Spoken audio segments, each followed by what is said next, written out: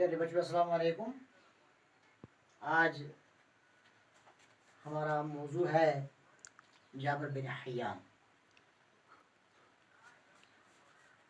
آپ اپنے کتاب صفحہ نمبر 48 یعنی 48 نکالیں اور آپ اس کو دیکھیں۔ میں پڑھوں گا اور آپ سنیں۔ آج سے کوئی سینکڑوں سال پہلے 818 عیسوی کے آس پاس کوفے میں ایک عطار رہا کرتا تھا۔ اس عطار کا نام حیان تھا۔ عطاری سے مشکل سے اس کی گزر بسر ہوتی تھی۔ اس کے ہاں ایک بیٹا ہوا جس کا نام جابر رکھا گیا۔ حیان کو فکر لاحق ہوئی کہ اب کیا ہوگا، روزی روٹی کا مسئلہ کیسے حل ہوگا۔ پیسہ کمانے کے لالچ میں وہ چھوٹے بڑے جرائم میں ملوث ہو گیا۔ جابر ابھی نہایت ہی کم سن تھا کہ اس کے باپ کو کسی جرم میں پھانسی دی گئی۔ اب جابر کی تعلیم و تربیت کا سارا بوجھ اس کی غریب ماں پر آن پڑا۔ ماں نے کم سن جابر کو کوفہ کے باہر گاؤں میں اپنے رشتہ داروں کے ہاں بھیج دیا۔ اس طرح جابر کو بچپن کے یہ دن دیہات کی آزاد فضا میں گزارنے کا موقع ملا۔ گاؤں میں اسے معمولی تعلیم میسر ہوئی، البتہ تلاش جستجو کا مادہ اس میں کوٹ کوٹ کر بھر گیا۔ کچھ سال کا گاؤں میں گزارنے کے بعد جابر واپس کوفہ آیا۔ ان دنوں کوفہ میں عمدہ علمی ماحول تھا۔ جابر میں مزید تعلیم حاصل کرنے کا شوق پیدا ہوا، چنانچہ اس مقصد سے اس نے مدرسے میں داخلہ لیا اور معیار تعلیم حاصل کی۔ اب جابر جوان تھا، اس سے ماں کی غربت دیکھی نہ گئی، چنانچہ اس پر سونا بنانے کی دھن سوار ہو گئی اور اس نے مختلف قسم کی دوائیوں کی خاصیتیں معلوم کرنا شروع کی۔ ساتھ ہی قسم قسم کی دھاتیں لے کر انہیں طرح طرح کی جڑی بوٹیوں کے ساتھ ایک خاص قسم کی بھٹی میں پگھلانا شروع کیا۔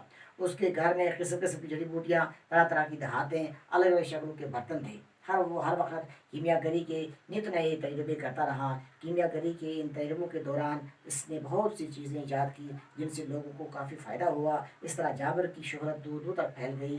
ہارون رشید جو اس وقت بغداد کا خلیفہ تھا نے جابر کو بغداد آنے کی دعوت دی۔ جابر بغداد گیا تو اس کی بڑی قدر ہوئی۔ خلیفہ نے اسے انعام و اکرام سے نوازا۔ تو پیارے بچوں، آپ نے یہ پیراگراف سنا۔ جابر کون تھا؟ آج سے 818 سینکڑوں سال پہلے 818 عیسوی کے آس پاس بغداد میں ایک عطار رہتا تھا۔ عطار کہتے ہیں عطر بیچنے والے کو۔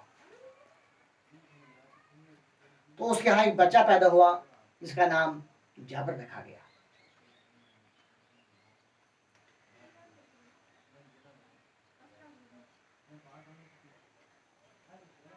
عطاری سے اس کا کام بہت ہی مشکل سے گزرتا تھا۔ اب اس کو فکر لاحق ہوئی، فکر لاحق ہونا یا اندیشہ ہونا، اس کو یہ فکر لاحق ہوئی کہ کاروبار بھی اچھا نہیں چل رہا ہے، اب میں گھر کا نظام کیسے چلاؤں۔ تو اس طرح اس نے پیسے کمانے کے لیے چھوٹے بڑے جرائم شروع کر دیے۔ تو اسی اسرا میں کسی جرم میں وہ پکڑا گیا اور اس کو پھانسی کا حکم ہو گیا۔ اب جابر چھوٹا تھا، ماں بیوہ ہو گئی، روزی روٹی کا مسئلہ تھا، یعنی روزگار کا بھی مسئلہ تھا۔ لیکن اب اس نے یہ سوچا، اس کی ماں نے سوچا کہ اب ہم یہاں سے چلے جائیں۔ تو وہ اپنے رشتہ داروں کے گھر گئی گاؤں میں۔ تو جابر کو سب سے پہلے وہاں ایک اچھا آزاد ماحول ملا، تو اس نے تھوڑی بہت تعلیم وہاں حاصل کی۔ اس کے بعد جابر پھر کوفے میں آیا۔ اس وقت کوفہ علم کا مرکز تھا۔ تو جابر نے وہاں ایک مدرسے میں داخلہ لیا، وہاں تعلیم حاصل کی۔ تعلیم حاصل کرنے کے بعد جابر کو سونا بنانے کی دھن سوار ہوئی۔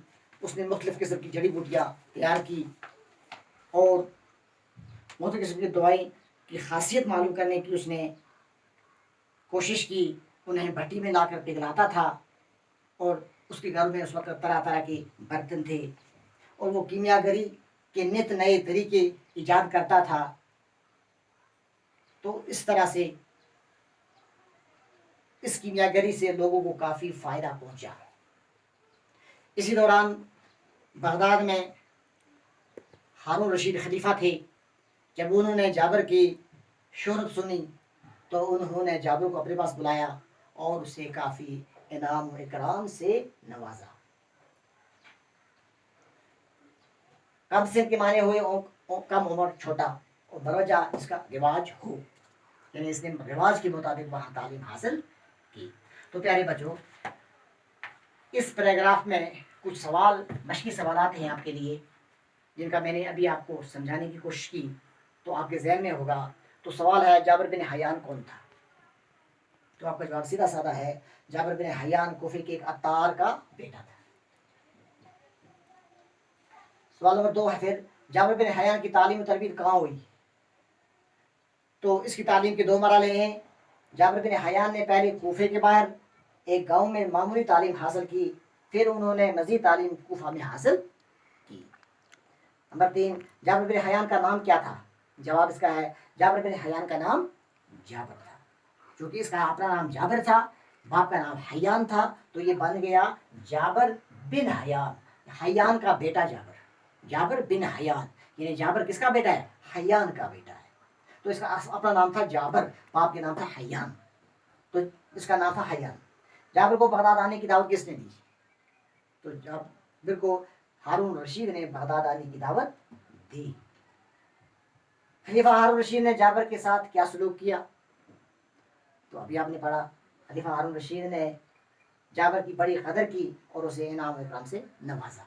تو پیارے بچوں، یہ لیسن کا ایک حصہ ہم نے اس وقت پڑھا ہے، اس کے آپ سوال کاپی پر لکھیں، ان کو یاد کریں، خود پڑھیں، بار بار پڑھیں، اور پڑھنے کے بعد اس پر سمجھنے کی کوشش کریں۔ باقی انشاءاللہ آئندہ۔ شکریہ، والسلام۔